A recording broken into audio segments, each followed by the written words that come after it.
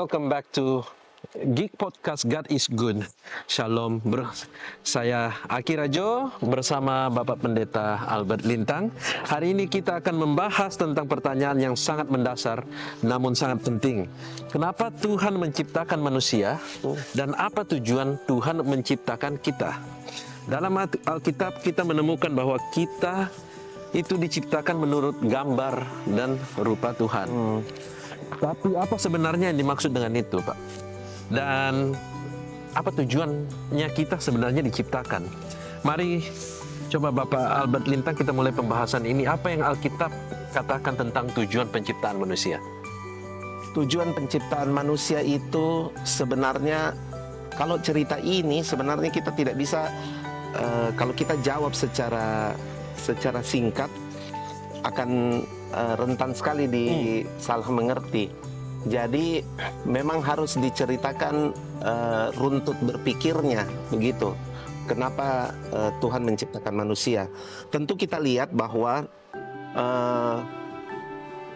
waktu di Kejadian pasal 1 itu dimulai dengan sebuah kalimat tentang keadaan bumi.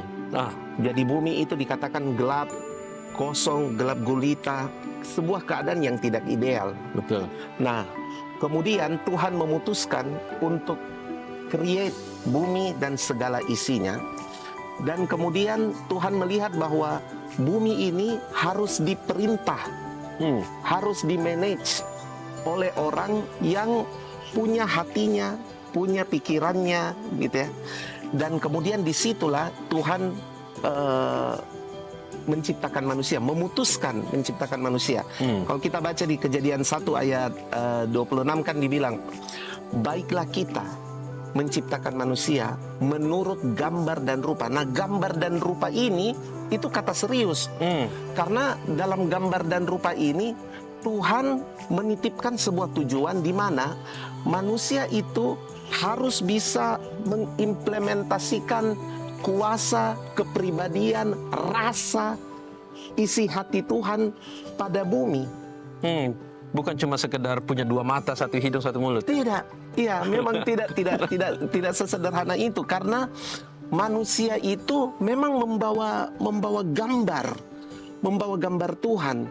Jadi gambarnya Tuhan ini yang kemudian membuat bumi mengenal. Jadi bumi mengenali penciptanya itu lewat manusia yang diberikan otoritas.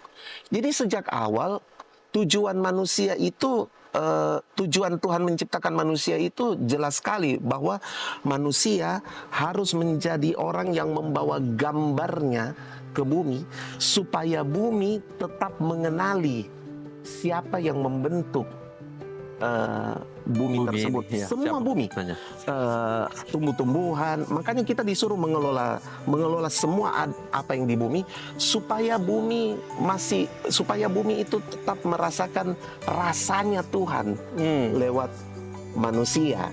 Nah, itu kira-kira hal pertama kenapa Tuhan menciptakan manusia. Hal kedua kenapa Tuhan menciptakan manusia, karena manusia itu adalah sesuatu yang disenangi oleh Tuhan. Tuhan menciptakan manusia, saya kutip kata-katanya Rick Warren bilang begini, Tuhan menciptakan manusia itu untuk kesenangannya. Dengan kata lain begini, menciptakan manusia itu menyenangkan hati Tuhan. Jadi sejak awal manusia itu ada untuk menyenangkan hati Allah.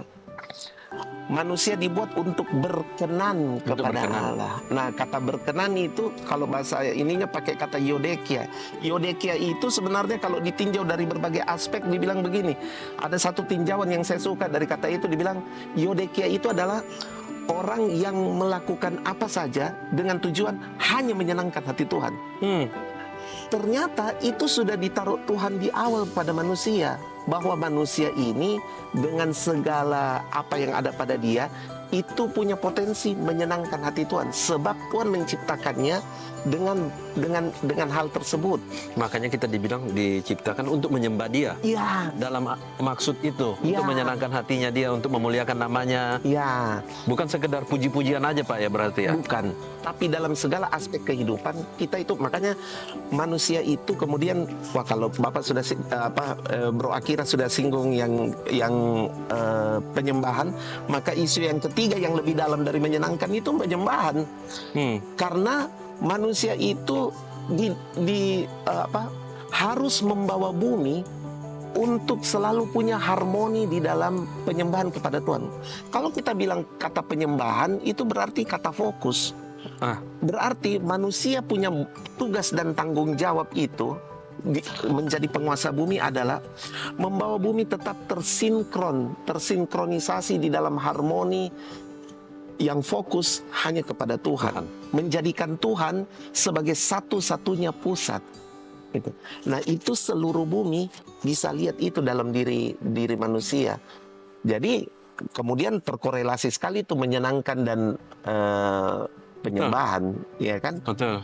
Kira-kira begitu. Berarti tanggung jawabnya kita, destiny kita ini besar sekali sebenarnya Pak ya. Sangat besar, sangat besar. Makanya di Kejadian lihat saja dari cara Tuhan menghidupkan manusia. Ini yang menarik. Waktu Tuhan menghidupkan manusia itu, semua makhluk hidup itu waktu dikasih nafas sama Tuhan, itu cuma memakai kata nefes. Nefes itu punya arti nafas, tetapi juga nafsu, jiwa, itu nefes. Semua makhluk hidup itu dikasih nefes. Tapi waktu manusia, itu kemudian tertulis manusia itu diberi nesama.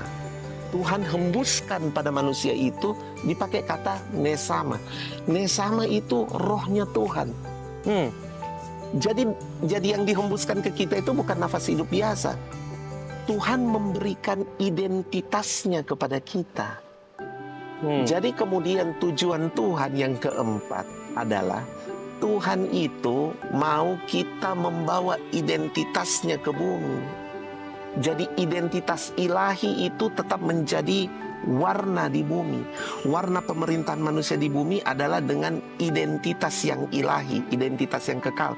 Sehingga bumi akan selalu terhubung dengan hal-hal yang kekal, tidak sementara. Nah, makanya di pengkhotbah dibilang Tuhan telah memberikan kekekalan dalam hati manusia. Wah, itu betul sekali itu. Karena sejak awal di dalam kita itu Tuhan taruh kekekalan. Makanya coba perhatikan ya. Manusia seburuk-buruknya dia, mau dia tidak percaya Tuhan, mau dia begini, mau dia begitu.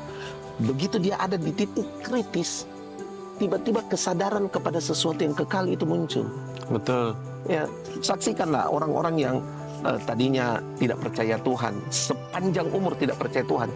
Begitu mereka sudah di titik nadir, tiba-tiba alam kesadaran terbuka. Itu bukan karena malaikat datang atau enggak, tapi itu semua memang ada dalam diri manusia bahwa wah, ada titik begini, ada titik kekal yang saya tidak pertimbangkan dari dulunya.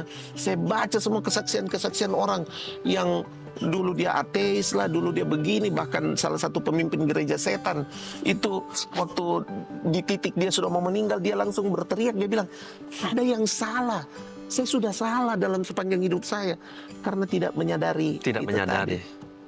Begitu kira-kira. Memang berarti untuk sekarang sangat berbahaya karena banyak orang-orang sekarang yang identitasnya udah mulai dirusak kan. Kayak misalnya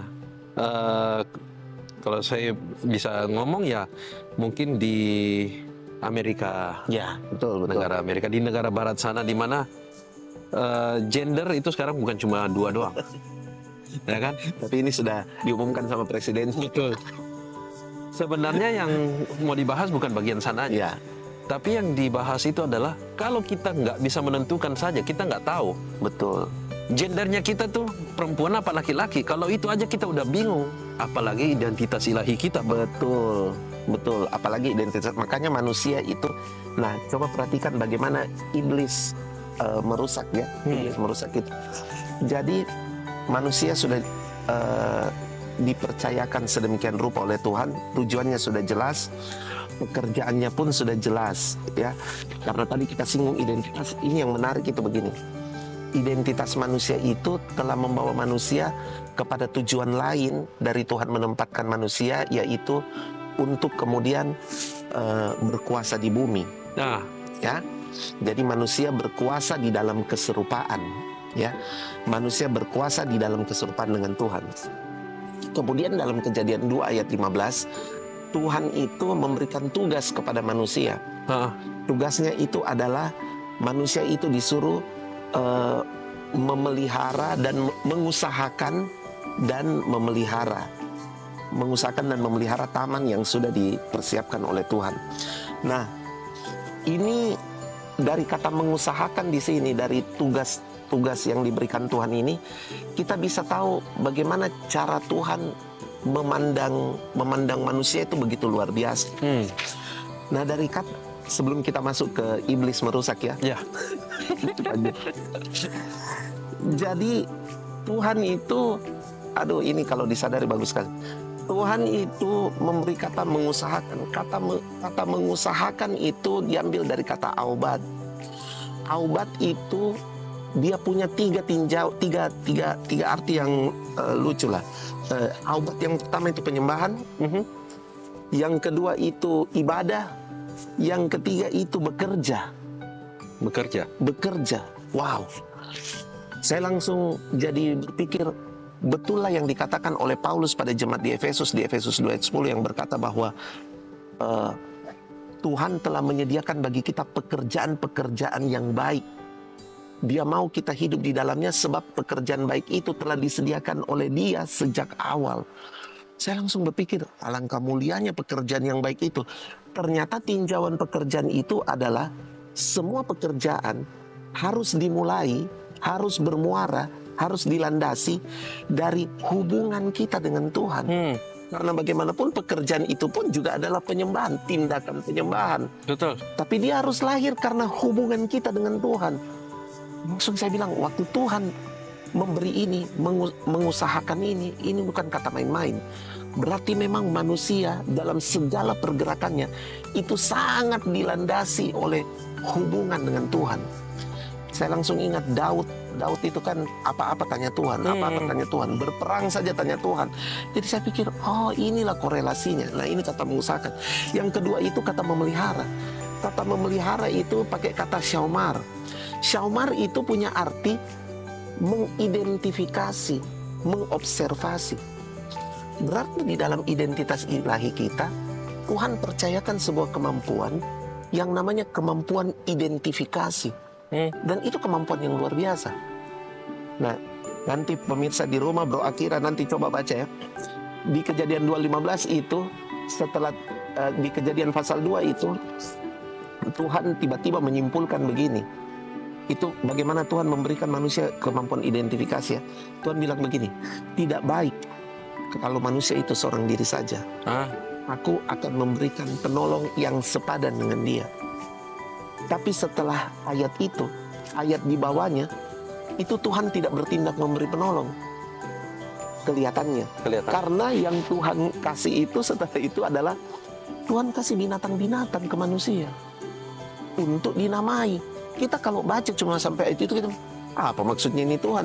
Dia bicara kasih penolong, tiba-tiba dia kasih binatang-binatang. Apa maksudnya? Kemudian ada mulai menamai binatang-binatang.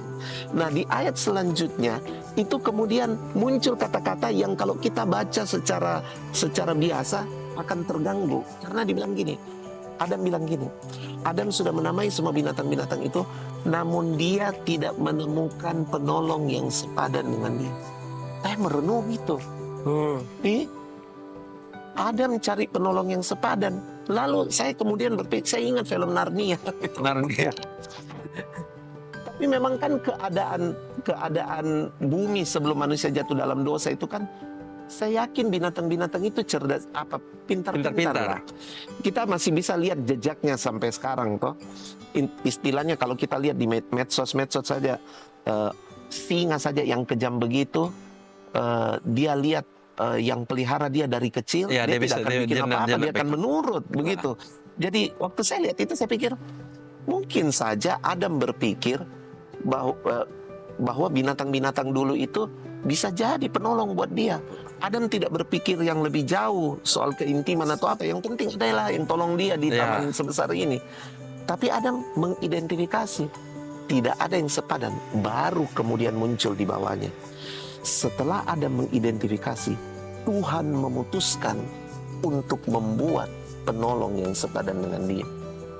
Wah, sebesar itu perhatiannya Tuhan kepada manusia, dan sebesar itu kuasa dari identifikasi itu. Nah, masuklah kita kepada iblis. Yang iblis rusak pertama-tama dari kita untuk merusak identifikasi kita adalah yang pertama, iblis merusak itu cara kita, iblis merusak cara kita mengidentifikasi. Perhatikan waktu dia datang sama Hawa, dia bilang apa? Dia langsung bilang gini, pasti nih Tuhan sudah bilang sama kalian toh. Kalau kita baca di Kejadian pasal 3, dia bilang, pasti Tuhan bilang sama kau toh, semua buah dalam buah di pohon-pohon yang kamu di taman ini tidak boleh semua kamu makan toh.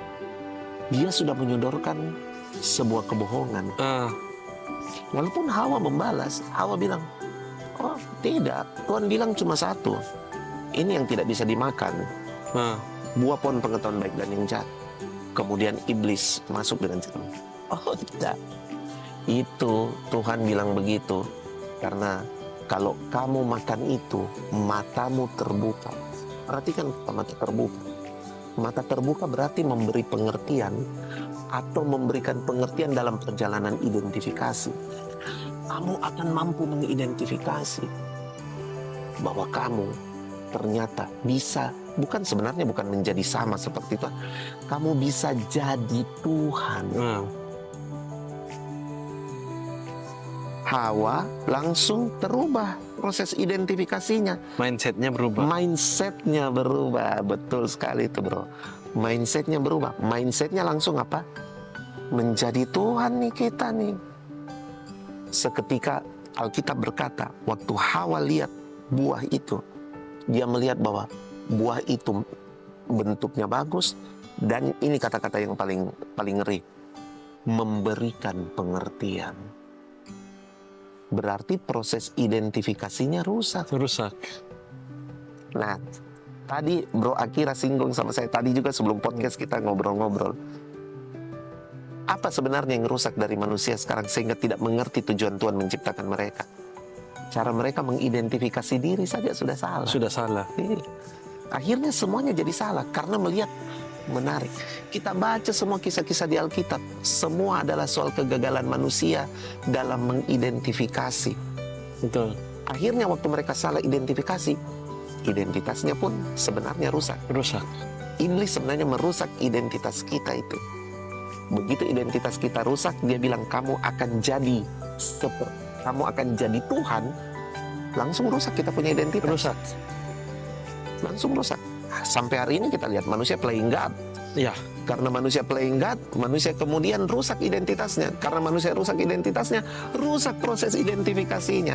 Makanya rusak juga tujuan kita. Betul. Jadinya bukan lagi tujuan kita hidup itu untuk menyenangkan hati Tuhan atau memuliakan nama Tuhan seperti yang awalnya kita diciptakan. Malah sekarang kita itu hidupnya untuk memuliakan nama kita sendiri. Ya kan? Kebanyakan yang kita lakukan itu semuanya untuk keuntungan kita pribadi. Ya betul. Sudah enggak lagi kita berpikir yang ini untuk kepentingan Tuhan. Biarlah saya berkorban, udah nggak ada lagi Pak. Iya. Ya, sekarang kebanyakan kalau saya bisa untung, kenapa saya harus rugi? Ya kan? Sama dengan inilah. Orang kan sekarang ya terlepas dari apapun itu ya. Orang bilang soal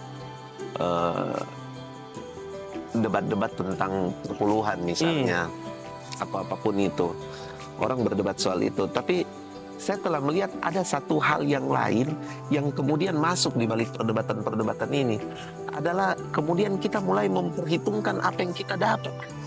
Ya, kita langsung berpikir, Ngapain kasih-kasih begitu? Ya kita kemudian kasih naik narasi, bilang kita dibodohin pendeta lah, kita begini, hukumnya salah atau ya, apapun itu ya.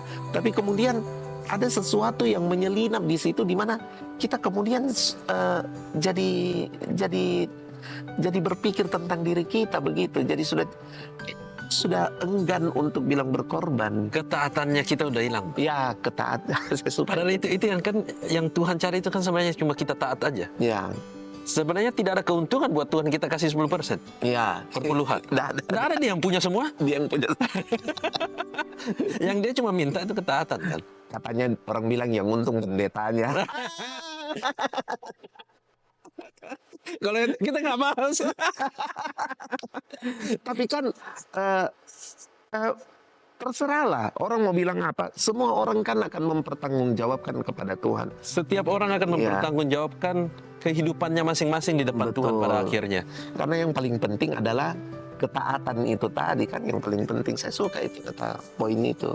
Memang ketaatan yang menurut saya sih sangat penting, karena kadang seperti yang Bapak tadi singgung tentang perpuluhan. Kita ini expertnya Pak.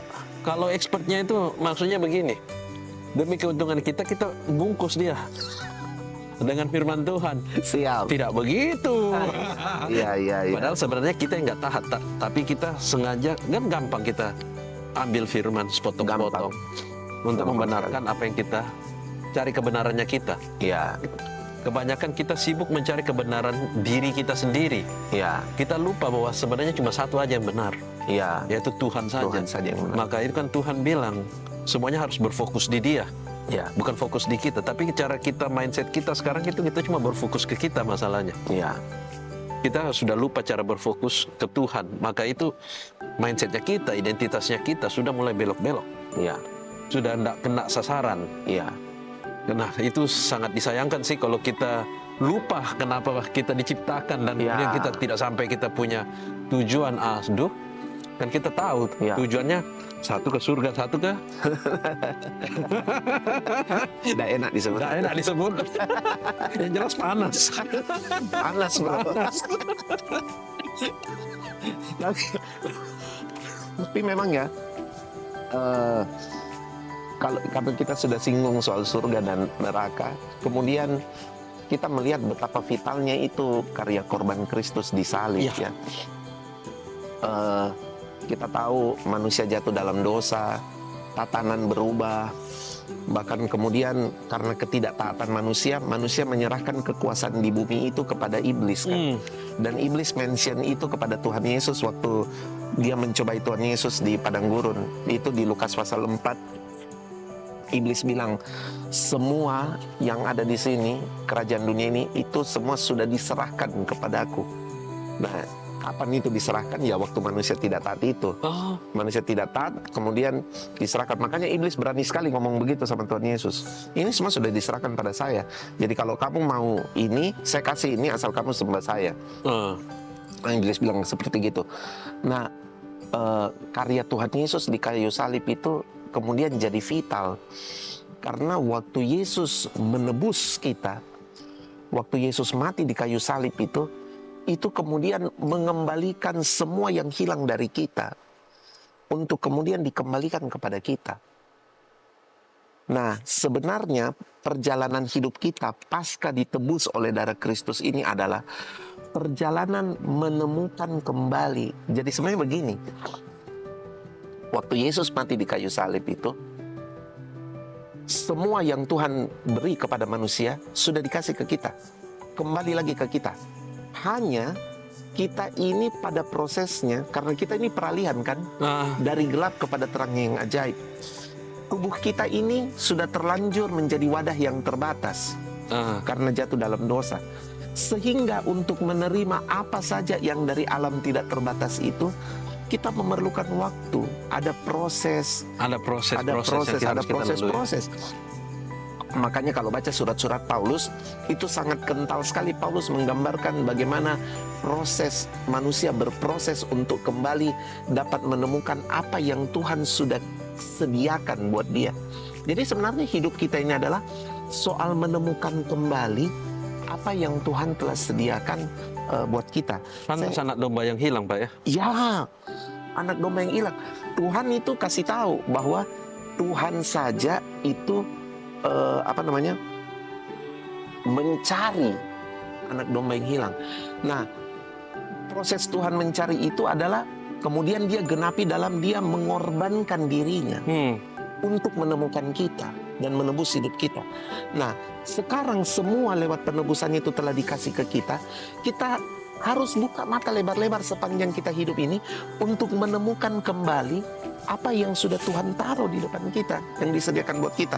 Nah, kalau dalam 2 Korintus 5:17 itu Paulus memberikan start, cara kita start over begitu ya. Cara kita memulai kembali itu adalah dengan menyadari bahwa kita ini adalah ciptaan yang baru. Ya, Nah, itu identitas kita. identitas baru, identitas. Kamu harus menyadari bahwa kamu adalah ciptaan yang baru. Ciptaan yang baru itu seperti apa? Ya seperti yang mula-mula.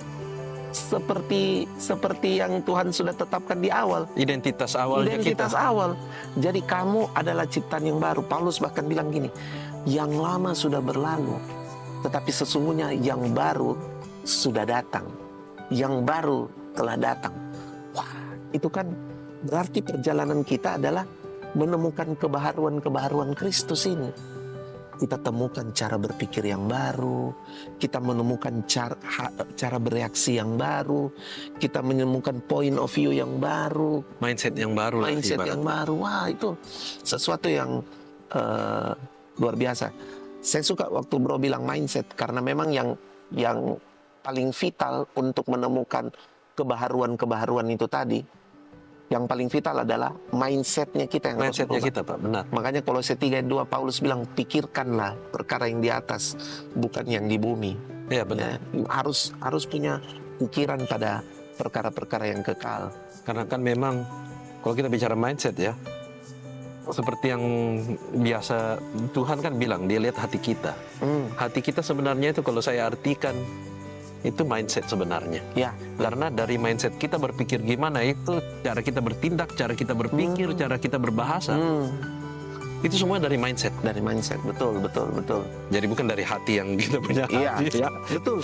Karena Ibrani pun bilang pikiran hati kan, pikiran hati. Jadi hati kita di situ ada mindset ternyata. Mindset. Ada mindset di dalam. Jadi memang perlu perubahan. Perlu perubahan baru. Dan perlu kita fokuskan ke Tuhan supaya kita bisa tahu kembali sebenarnya Tuhan maunya apa. Ya, Kita harus fokus kembali ke tujuan kita diciptakan. ya. Supaya kita bisa mengakhiri dengan menyelesaikan kita punya tugas dan tujuan. Betul. Kalau enggak kan sayang sekali. Sayang. Dan itu kita udah mengecewakan Tuhan. Bukan lagi kita memuliakan namanya Tuhan. Ya, betul. Ya, kurang lebih ini kita udah selesai. Terima kasih Nggak banyak, terasa ya, Pak luar Albert. biasa. Ya, viewers, terima kasih. Kali ini kita telah ditemani oleh Bapak Pendeta Albert Lintang mengenai tujuan hidup kita. Oleh karena itu kita tadi bahas tentang kenapa kita diciptakan.